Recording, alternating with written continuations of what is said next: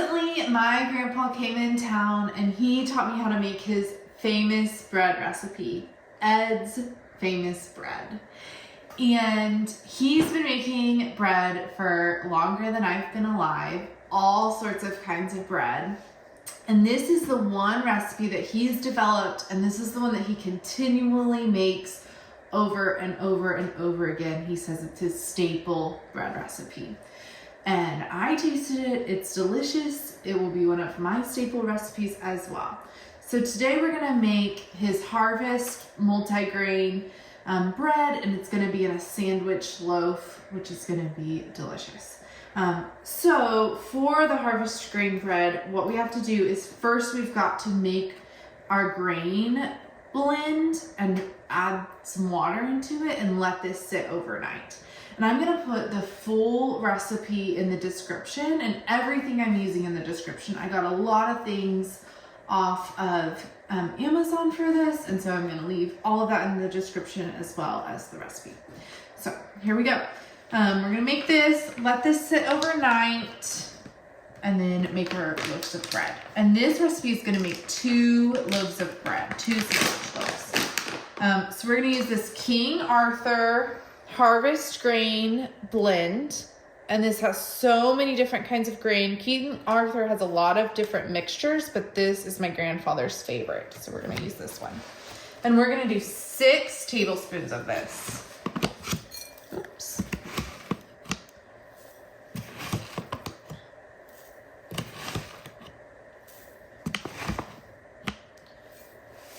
Then we're gonna do 6 tablespoons of rolled oats. I just use organic, but you can use any rolled oats you like.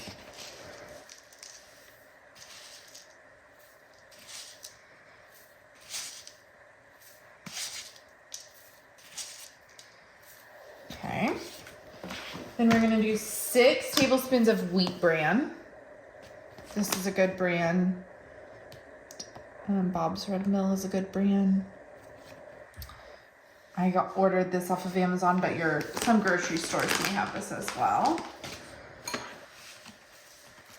So 4 tablespoons of this. 1, 2,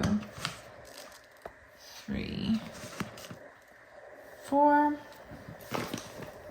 And lastly, for our grain blend here, we're gonna do 2 tablespoons of milled flaxseed. So you're gonna see that the flax seed isn't full seed, it's been milled down. Now you could do that yourself with flax seed by putting it in the Vitamix, or you can buy milled flax seed like I did. So this is ground, cold milled flax seed. And we're gonna do 2 tablespoons of this.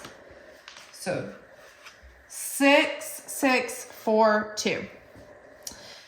Now that we have that mixture, we are gonna add 4. We're gonna zero out our scale here. You need a scale.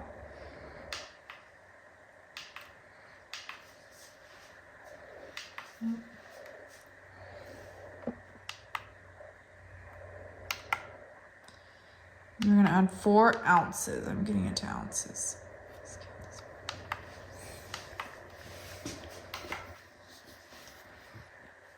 Okay, we zeroed this out. So we're gonna add 4 ounces of water.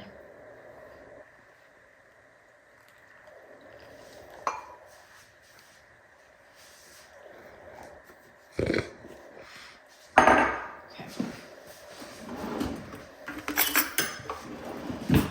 And stir this up.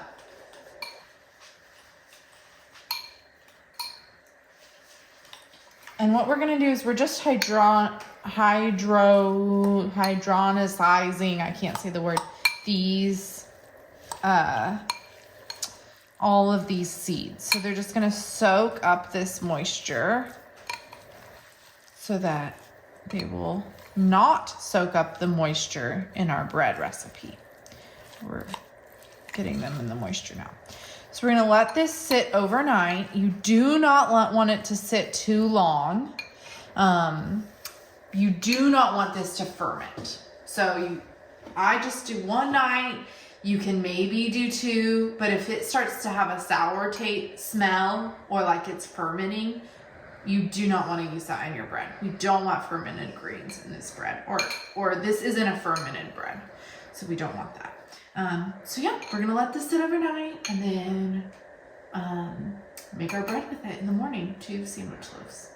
All right, we've let our grain mixture sit overnight and now we're back the next day. And what's really important is you're gonna need a scale, and I'm gonna do this all in ounces. So there's a better scale than I have, and I'm gonna link the one that my grandfather has on Amazon. I'm gonna buy that one too, but I'll link that one. This scale isn't the best, but what I'm gonna do is zero out my scale on with my bowl on it so that it's ready to go.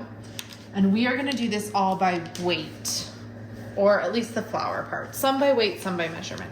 So what we're gonna do is 14 ounces of bread flour.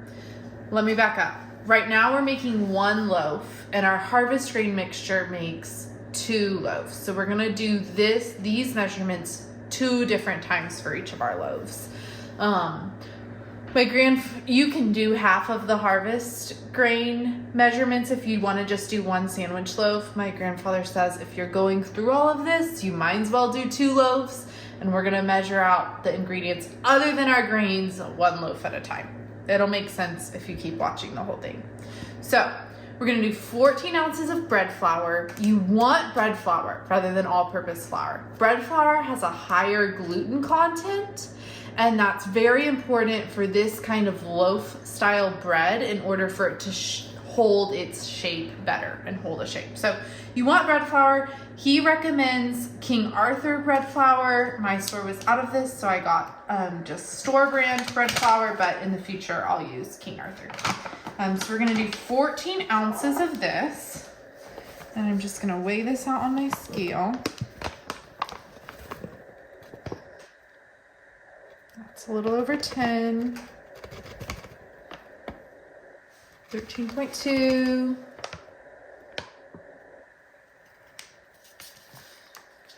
A little too much there.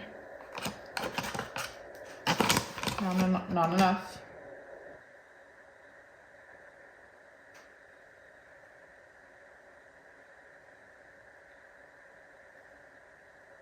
Okay, there we go, at 14. Then, from there, we are going to do 3 tablespoons of light brown sugar. You want light. The difference between light brown sugar and dark brown sugar is the molasses content in it, and you just need light. You don't need a ton of molasses for this. So 3 tablespoons here. This one isn't as crucial as our flour mixture. We're gonna do a 1.5 tablespoons of salt. You can use any salt. I'm gonna do kosher salt. We've done it with table salt. I think my grandpa uses sea salt, so any salt works here.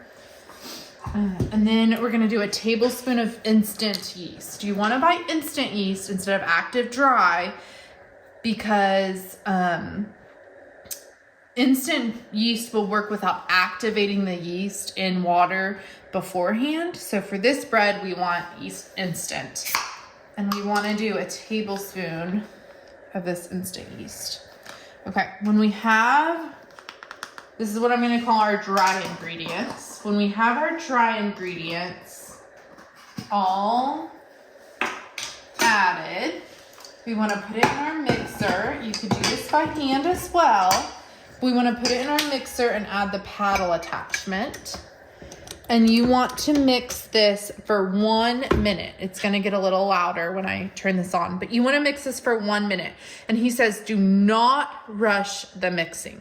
So we're going to time ourselves. It's 3:03 right now. We're going to time ourselves for 1 minute and really let this mix up. He says that most people don't knead bread enough or mix their dry ingredients enough. And that is where a lot of their problems come in when it comes into bread. So I'm going to turn this up a little bit longer, higher, and we're going to wait for 1 minute.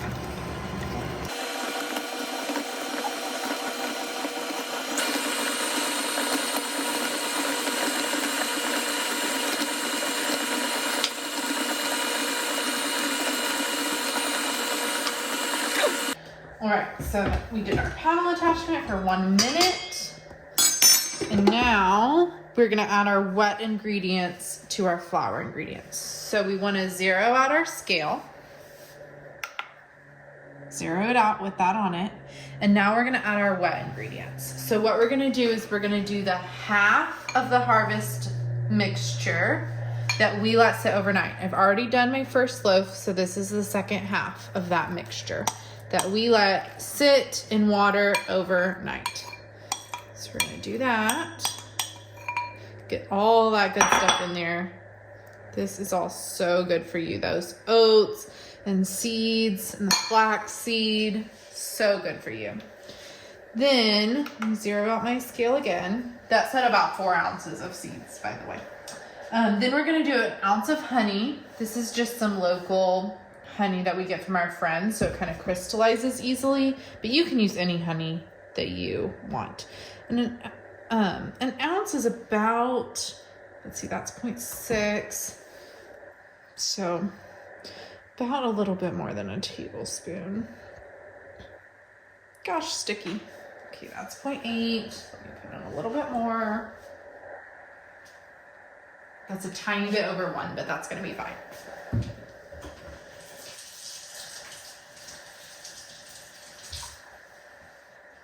Okay, had to rinse off my finger there. Then what we're going to do, I'm gonna zero it out again to make it easier for myself. We're gonna do half buttermilk and half water.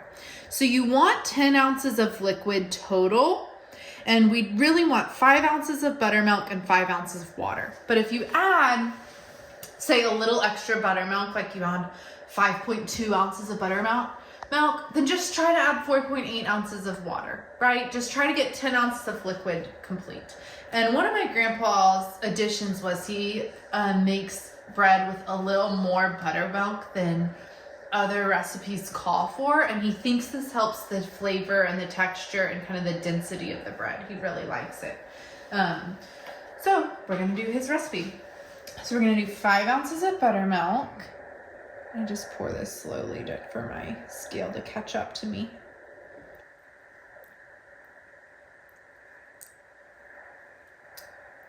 Weighing things seems kind of complicated. So that was 5.29. So I'm just gonna do a little less water. Weighing things seems kind of complicated, but it's actually less complicated because you don't really need to dirty a bunch of measuring cups. You just have your scale in your bowl. Here's 8 ounces of water.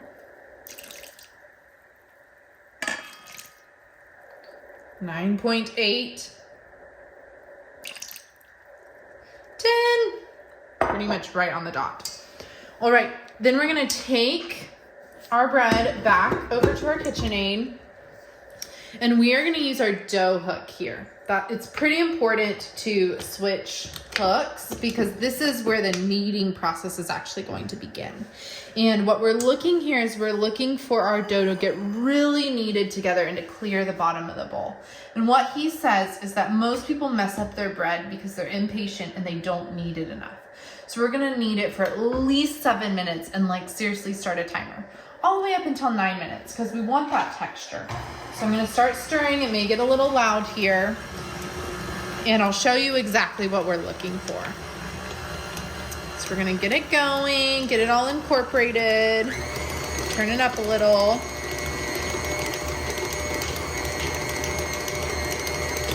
And we're looking for our dough to pick up all that flour there. It will. My last dough was a lot more sticky and more liquidy than this. Oh, see, here's what I'm talking about. See how it's starting to stick at the side of the bowl? What we're going to do is we're gonna take flour and we're gonna throw it at the edge of the bowl. Why we do it at the edge of the bowl is because it allows our dough to pick up that flour and scoop it into the bread. And what we're looking for is we're looking for it not to stick on the sides, the bottom of the bowl, anything like that. We're looking for one big dough ball. And it'll be a little sticky, but not so sticky where it's sticking to the sides. So I'm gonna give some over there to that side. And there's really no amount of spoonfuls of flour that you're gonna do here because it's all has to do with your measurements and like one little thing being a little off or not off. But you're just gonna add flour slowly until you see it clear the side of the bowl. You could be 3 spoonfuls of flour. It could be 10 spoonfuls of flour. That's kind of why this is hard to just print a recipe. You kind of need to show people this. I want it to pick up that side, but it might not.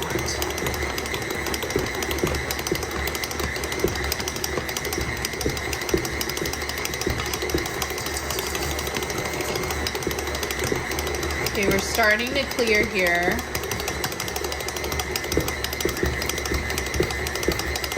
Still not really picking up that side, but it might just be too coated in flour. But you can see that we're really, it's not sticking every spin at the end of the bowl. It is a little bit, so I'm going to do a tiny bit more flour, but it's not that much.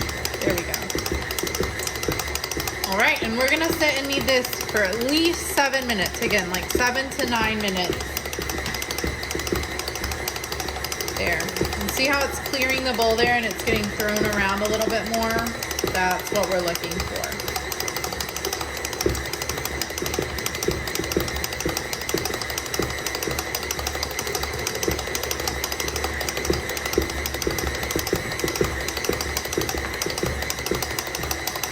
This is the loaf that we've just completed and we're letting rise here. So again, that harvest grain recipe makes 2 loaves. So this is the one that we just completed and we're gonna let it rise for 90 minutes. We're gonna do that for this as well, but just wanted to show you when completed. Okay, our bread is sticking a little bit now. So it got to a wet pocket or something, so we're gonna add a lot more flour there.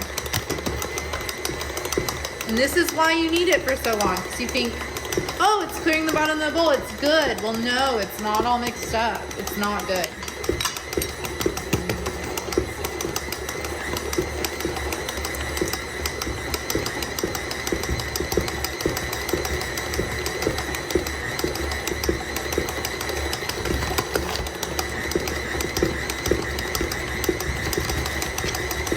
You see how it was clearing the bottom of the bowl and now it's not anymore? Okay, now it is again, and it's picking up that flour on the side, which is great. Also, my grandpa did tell a story about how his mixer like popped off the counter. You know, it was on the edge, and see how it kind of moves, especially when your dough ball gets going and spinning. So don't just like set your mixer for 9 minutes and completely leave, because it could like pop off the counter. That could very well happen and has happened before. So just keep an eye on it. Be aware, because this thing flings the dough around a lot. All right, we're clearing the bottom of the bowl again, so we're looking good. We have a few more minutes on our timer, so I'm just gonna keep watching it here.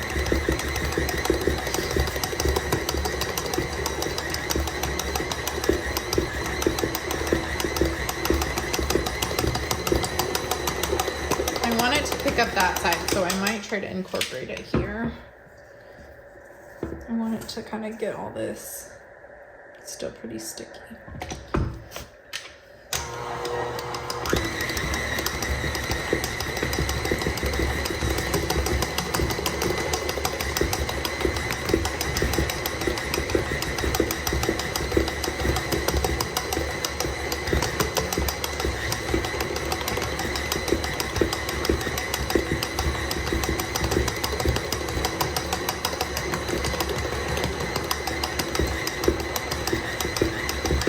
A tiny bit more flour.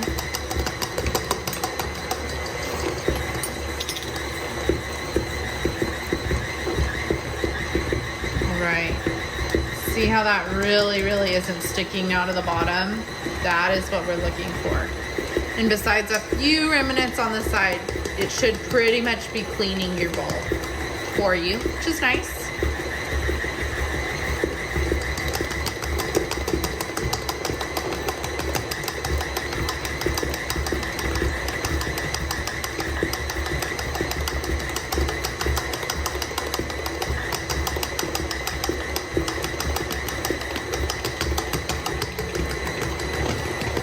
My grandpa did sourdough. He had a sourdough starter for 15 years. But now, you know, he's getting older and he only has so much time to make bread and, you know, just life gets in the way. But this is one of the breads that he continues to make. He makes 2 loaves every single week. And if they run out of bread in less than a week, he makes another batch immediately. So this is one of the things that he loves. And some of the harvest grains are kind of expensive to buy up front. Like that King Arthur bag is like 25 bucks for the whole thing. But it's huge, right? And we use 6 tablespoons for 2 loaves of bread. And this bag is huge. It's 3 pounds. And so, yeah, 26 bucks is a big initial investment, but this thing will last so long. And along with our other grain mixes too. Like the first time that you make this, you're gonna have a little bit of money up front, but in the long run, it will last you so long. And then all you're doing is just buying flour and yeast, really. So it's not a lot once you make the initial investment.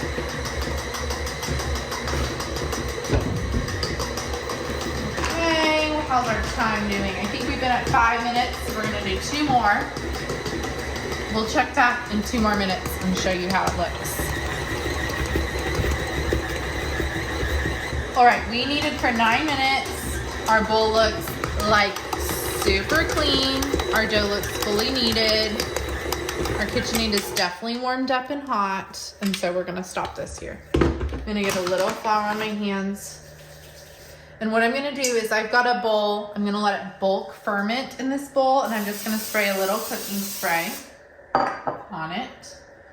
And we are gonna take our dough off of our dough hook. So it's a little sticky again, but not very sticky at all.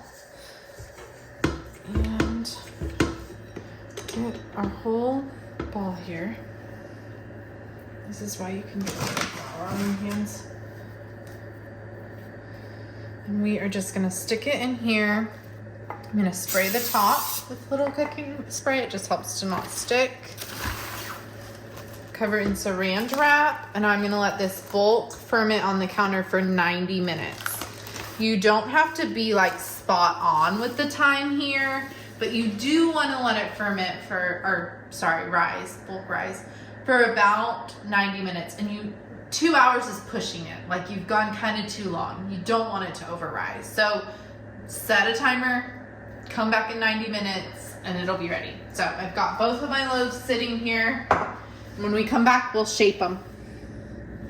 For our next phase of the bread making, we're gonna need 2 loaf pans again, because remember, we're making 2 loaves.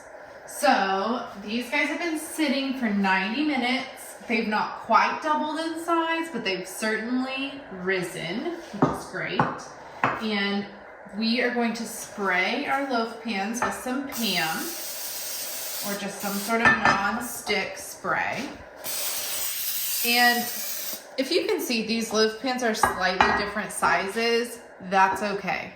Or you can use a tin pan, you can use a glass pan. I'm using glass. I used tin last time I made it. It's okay. But I just have glass loaf pans today, so that's what we're using. And then we're gonna do one. Okay, I'm gonna spread some flour out. I cleaned my countertops, all that good stuff.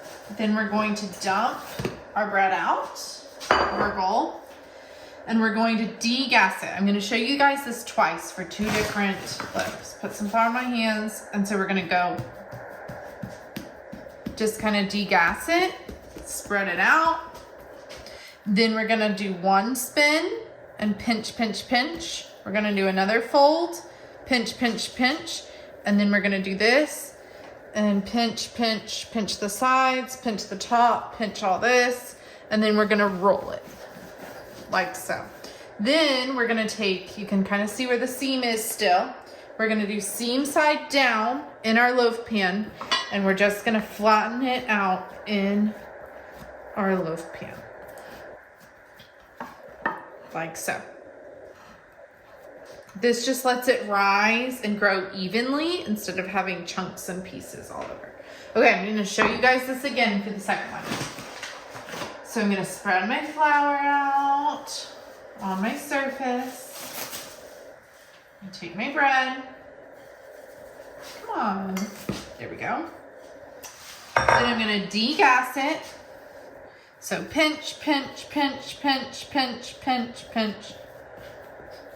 All that, just degas it.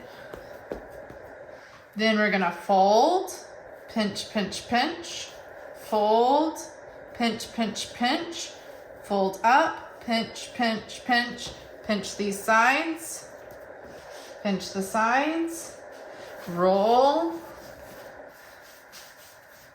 take our seam, which you can still see, put it seam side down in our loaf pan, and then just flatten it out like so. Oh, this is gonna be so good. Okay, from here, no more spray, no more nothing. We're gonna cover these with a towel and we're gonna leave them on our counter for another 90 minutes. This is gonna be our second rise here. So I'm gonna grab a dish towel, cover them on the counter, grab my dish towel.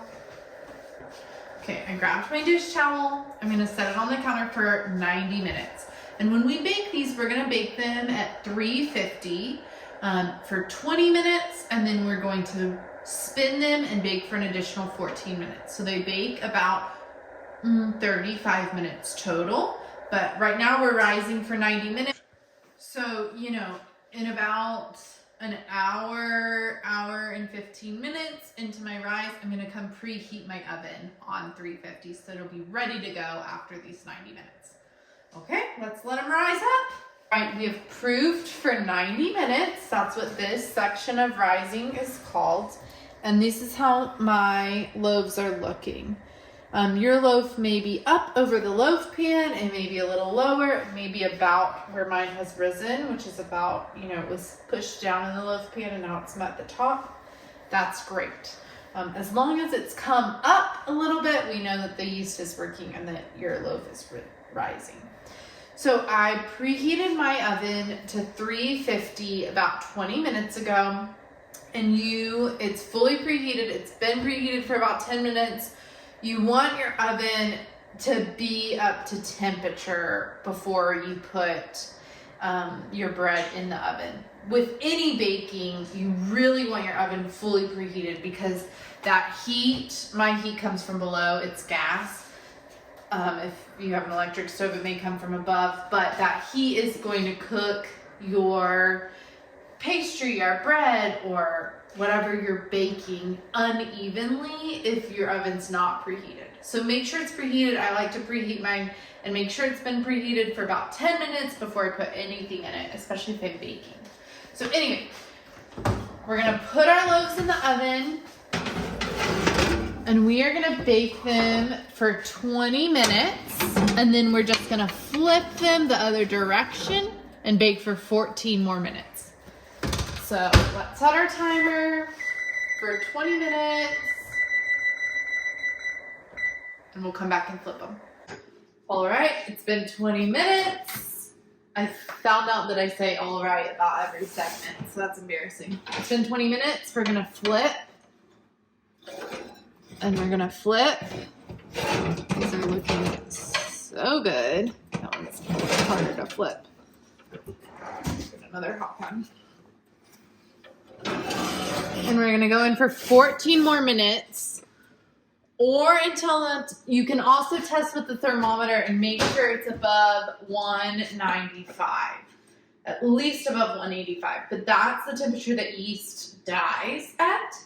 And so you know that your bread is done if it's above that temp, if you're worried about it being done. But really, if you go by time and it looks golden brown, it's probably done. If you're worried about it, get your thermometer out and test that temperature. In 14 minutes, let's take these guys out. Wow, they look so good.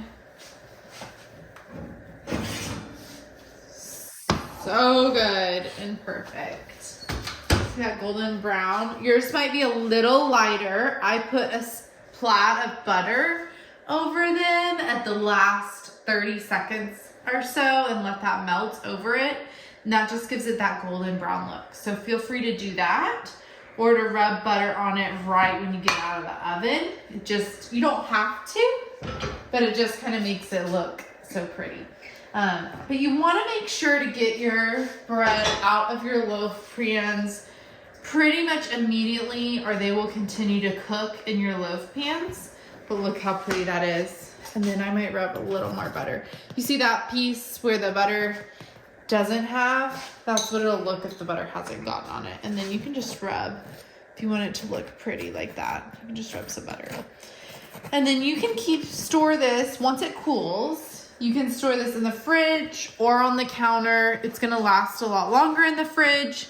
And then it's gonna be easier to cut in the fridge. If you just wanna kind of cut as you go for sandwiches, it's gonna be easier to cut in the fridge.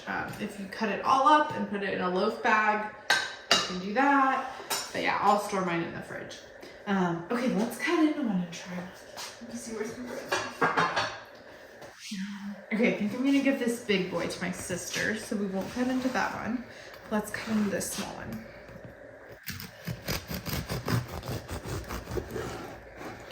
Oh, baby. So you can see that it's not huge, thick grains because we let it that's the word I can't say. Hydrololize, whatever. We hydrated our grains, and so they're not huge grains. Like, it's not gonna be a super chunky, seedy bread. It's gonna be just like a smooth, multigrain harvest bread. And let's see, this is really hot, but I want to try some with some butter on it. Mm-hmm. Mm-hmm. So good. So light and fluffy.